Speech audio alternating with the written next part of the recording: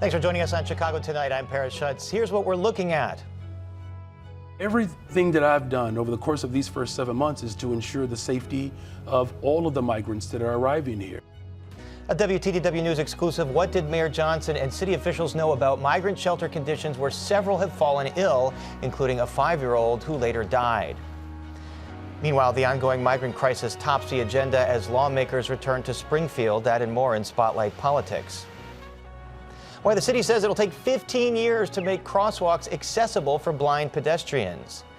And the American Red Cross says it's facing an emergency blood shortage, what you should know. First tonight, blockbuster allegations in a new WTTW News exclusive report. John Carlos Martinez Rivero, a 5-year-old migrant, died at Comer Children's Hospital on December 17th after falling ill at a crowded migrant shelter in Pilsen, where he was staying with his family. That shelter has come under repeated scrutiny for alleged unsafe conditions.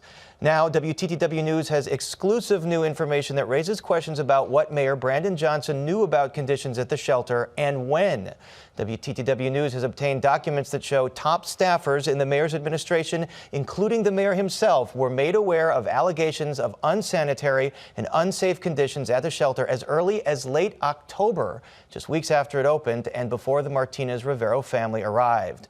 The documents raise fresh questions about how the administration has responded to Chicago's migrant crisis.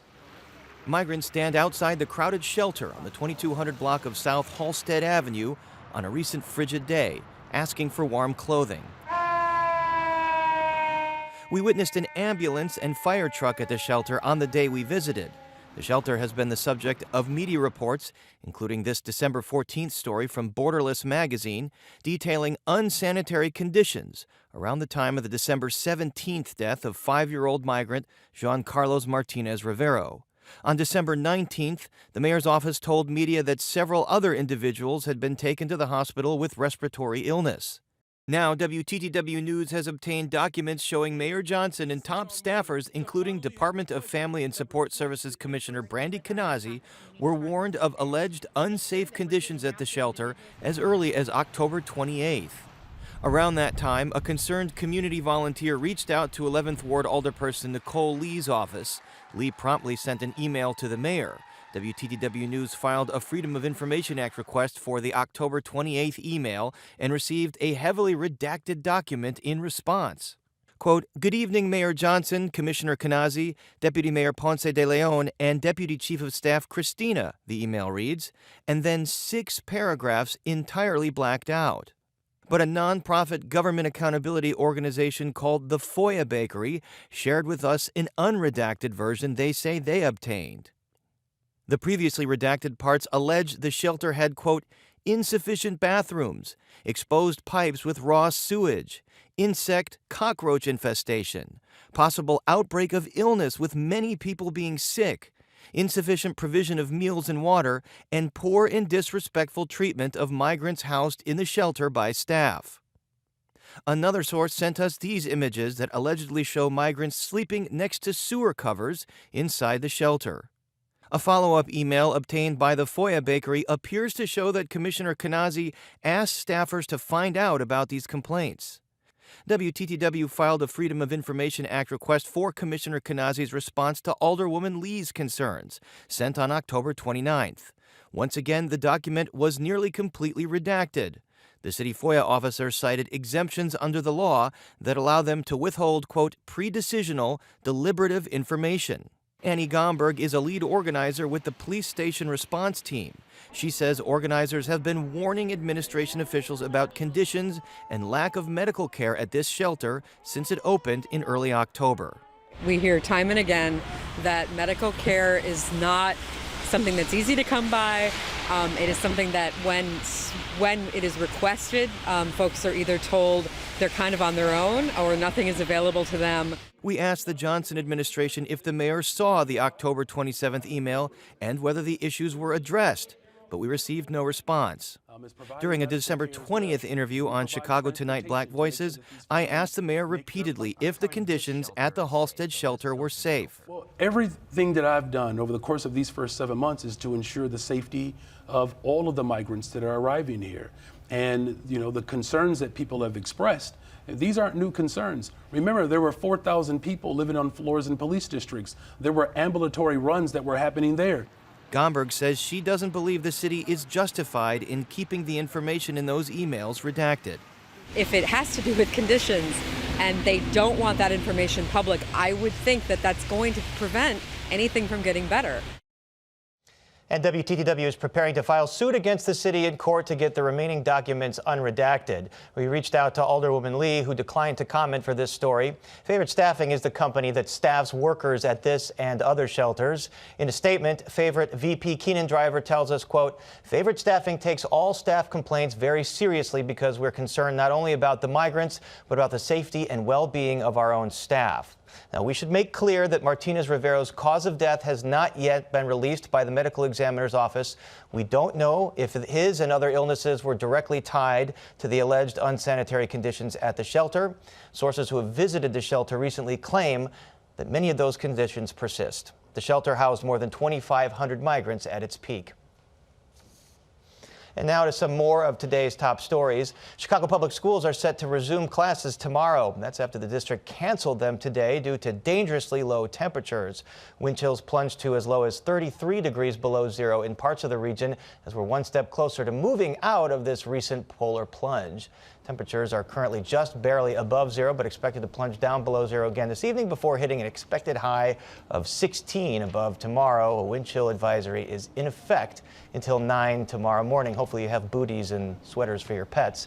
For information on Chicago's warming centers, visit our website, WTTW.com/news. The city's treasurer is in hot water for firing city employees after they warned her she was violating the city's ethics ordinance. That's according to the city's inspector general's office. According to an IG report, Melissa Conyers-Irvin fired 2 city employees after they warned her she was violating the city's ethics code by using city resources to host a prayer service. Conyers-Irvin was not named in the report. However, sources confirmed to WTTW News that Conyers-Irvin is the subject of the probe. Spokesperson for Conyers-Irvin says, quote, the treasurer is proud of the work she has done to protect and grow the city's investment portfolio and to promote financial literacy and empowerment for residents, and has done so with integrity and high ethical standards throughout her time in office. Up next, our Spotlight Politics team and the upcoming session in Springfield. That's right after this. Chicago Tonight is made possible in part by Alexandra and John Nichols, the Jim and Kay Mabey family, the Polk Brothers Foundation, and the support of these donors.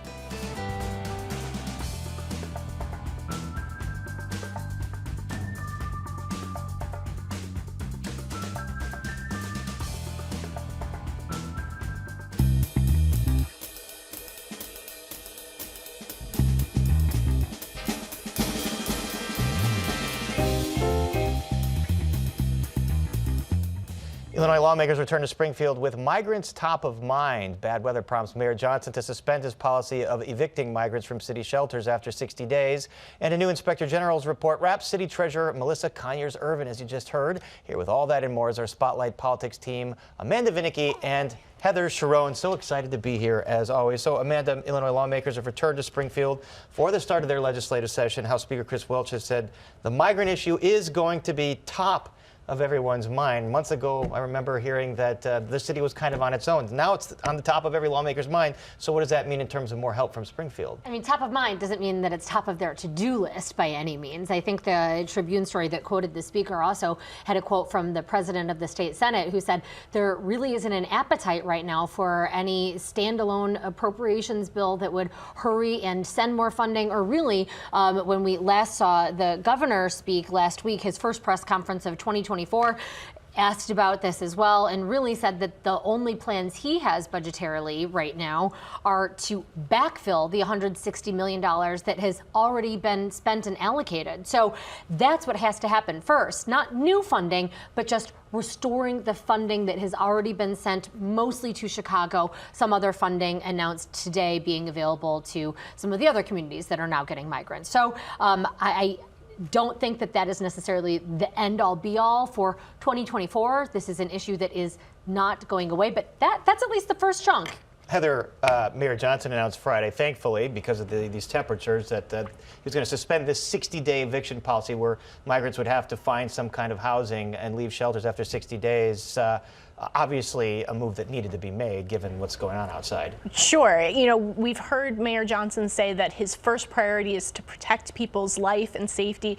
People would have died had that 60-day limit been enforced, but this is only a week of reprieve on the 22nd when the city officials said that the policy would be reinstated. As many as 650 people could be evicted, and it's not clear where they would go because the city has said that they don't have enough money to open any new shelters, that they're trying to right-size the shelters that we have. And as you reported, Paris, there are real questions about the conditions of those shelters and the city's commitment to transparency. And we were even there the other day where it was freezing cold and snowing, and folks were outside.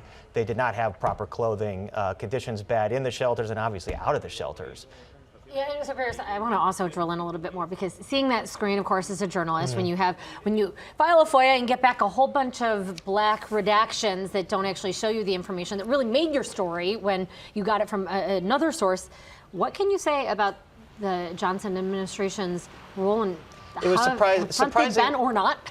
Surprising because we did see what was behind those redactions, and this was information pertaining to conditions at these shelters. Surprising that they would redact it, considering that they had pledged to be very transparent. We do know from some other emails that we looked at that someone from the administration did go down and look at the shelter after these allegations were made, but we have no documentation that anything was ameliorated in terms of these specific complaints. And we know that folks have fallen ill at this shelter up until the present moment. When we were there, we saw an ambulance carted away. We have to state, though, we don't know if illnesses are connected to what's going on at the shelter or whether folks came with these illnesses or from something else. But, you know, Heather, Governor Pritzker sent a letter to the Texas Governor Greg Abbott, who keeps sending the busloads here saying, stop.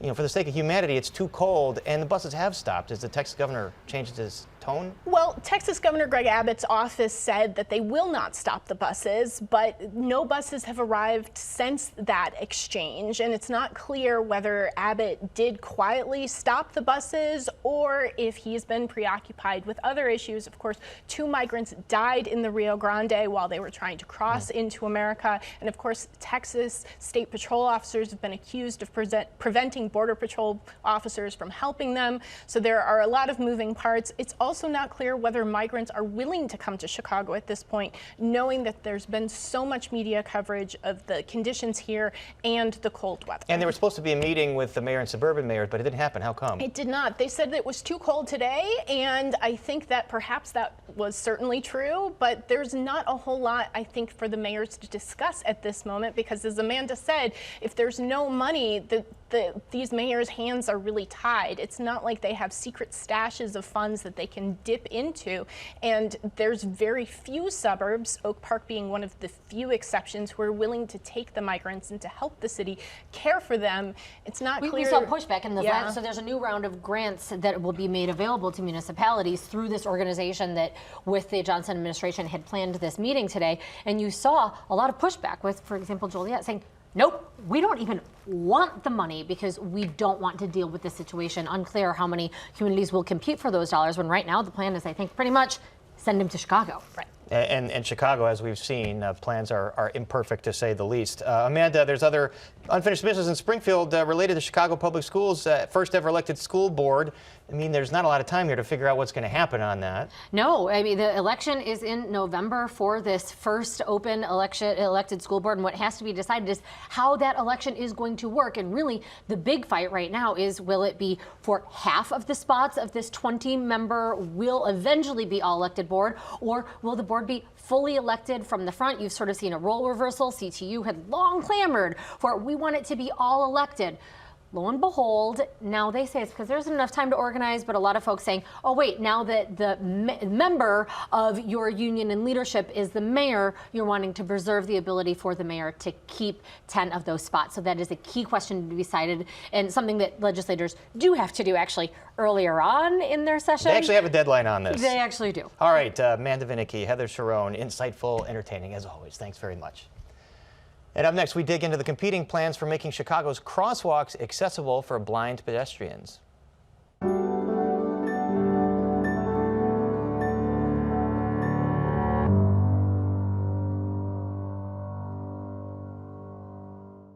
Despite cries for help dating back more than 20 years, the city of Chicago has failed to make intersections accessible for blind pedestrians. That ruling came down from a federal judge last year. Now, attorneys for the city and the plaintiffs that brought the class action suit are grappling in court over how many accessible pedestrian signals Chicago has to install and how long they'll get to do it.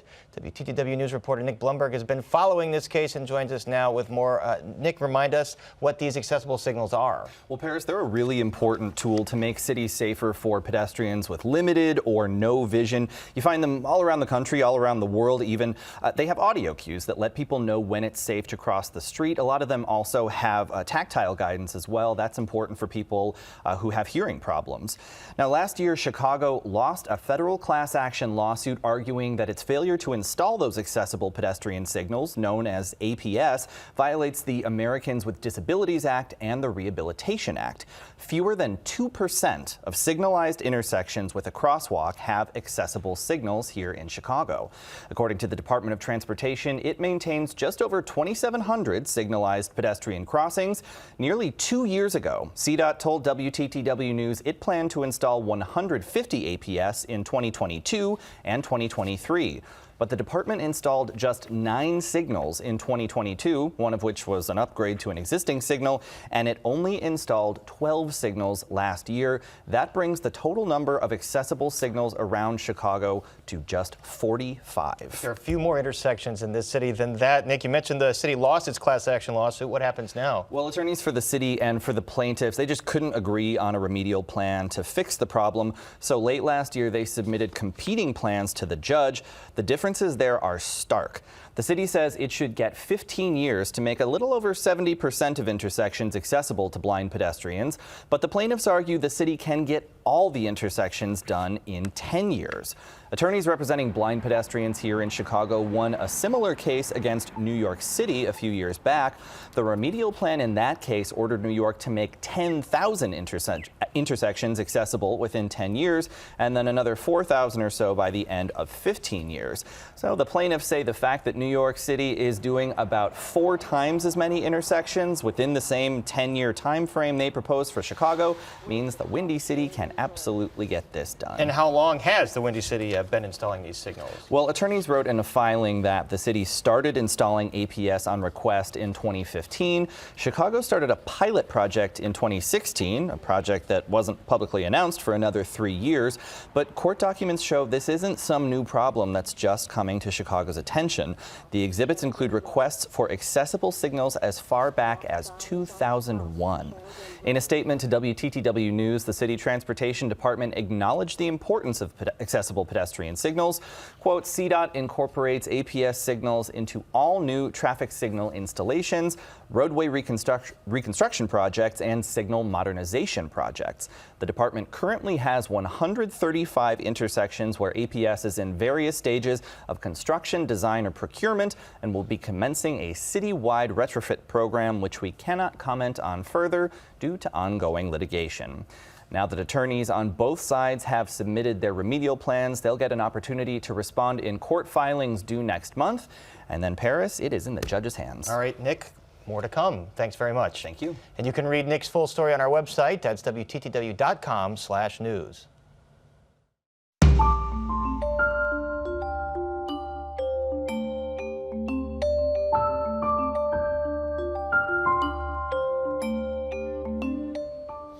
The American Red Cross is sounding the alarm on blood donation levels, declaring a nationwide emergency. The organization says the number of people donating blood has dropped by 40% in the last 2 decades. Here to talk about what's behind it and the impact are Joy Squire, spokesperson for the Illinois Red Cross, and Dr. Glenn Ramsey, medical director of the Blood Bank at Northwestern Memorial Hospital. Welcome, both of you, to Chicago tonight. Dr. Ramsey, how is this blood shortage impacting hospitals and patients across the country?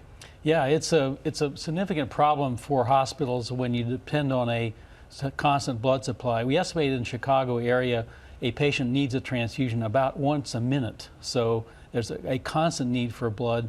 There's no substitute for it, and these transfusions go to all kinds of patients, from premature babies to cancer patients and everywhere in between. And are folks having to wait longer for their transfusions, or are they getting what they need? Right now we're all carefully monitoring our supply and demand. We are able to meet the demands, but we're being very careful in making sure that the transfusions are going to, following guidelines, and we're trying to give 1 unit at a time in stable patients to be able to stretch the supply for everybody. Joy Square, the American Red Cross is responsible for about 40% of the nation's blood supply. What are you seeing?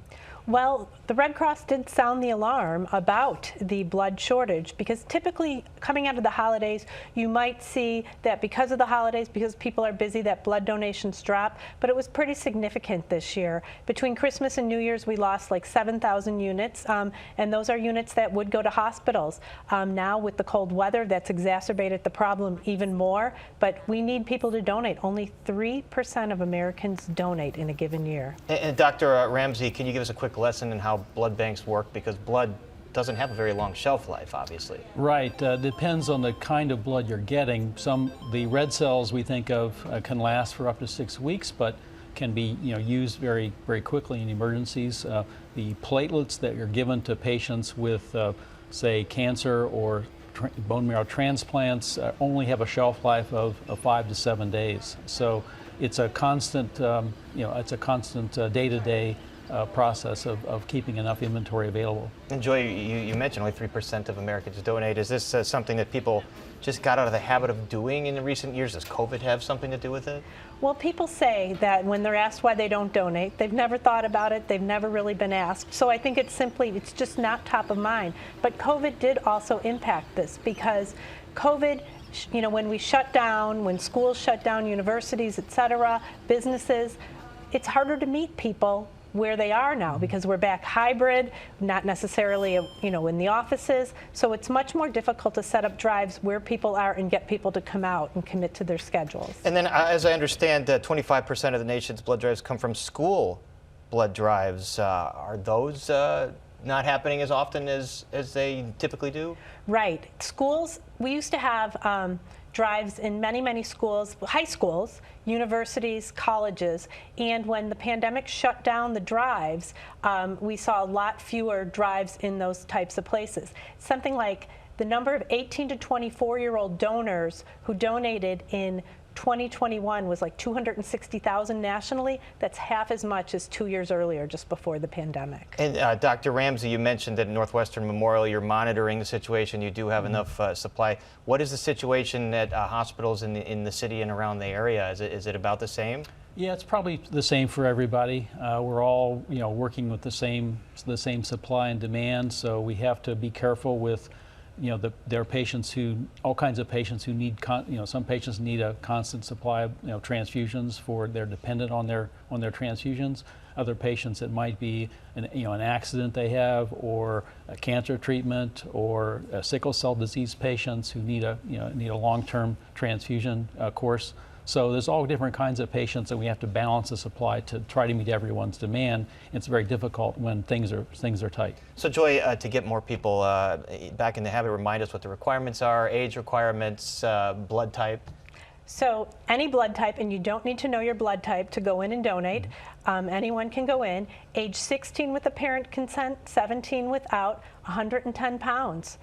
It's really pretty simple, and you're in and out in about an hour from top to bottom. The actual blood donation is only about 10 minutes. And Dr. Ramsey, with the flu and with COVID on the rise again, are you worried that might impact future supply? Sure, we've seen that with COVID, where a lot of folks are either ill or they're unable to come out and to donate, and so it is definitely impacting the eligibility of donors to be able to donate. When they're not well that day, they can't donate for a little while.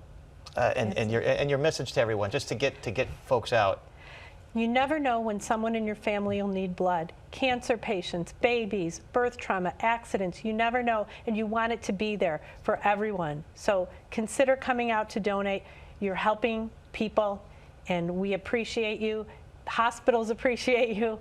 You really are helping people. All right, Joy Squire, Dr. Glenn Ramsey, very important information, vital information. Thanks for sharing it with us. Thank you. Thank you.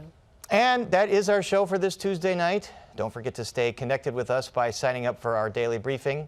And you can get Chicago Tonight streamed on Facebook, YouTube, and our website, WTTW.com/news. You can also get the show via podcast and the PBS video app. And join us tomorrow night at 5:30 and 10 for Chicago Tonight Black Voices. For the first time since she was named, one-on-one with the new head of the Chicago Department of Public Health. And we visit a place bringing paradise to everyday life ahead of Chicago Restaurant Week. And now for all of us here at Chicago Tonight, I'm Paris Schutz. Thank you for watching. Stay warm and have a great evening.